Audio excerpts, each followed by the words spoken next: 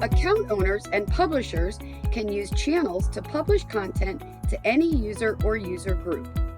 From the admin console, click on the channels icon in the navigation panel, and then select the channel you'd like to publish. Click on the Publish tab. Then click on Users.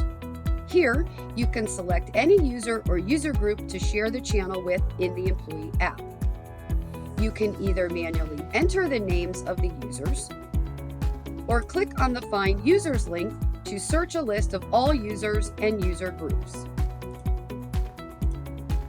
Once you have chosen the user or user groups, click on Apply, and then Add. You will see a list of users and user groups the channel has been published to. You also have the option to publish the channel to all users by marking the checkbox provided.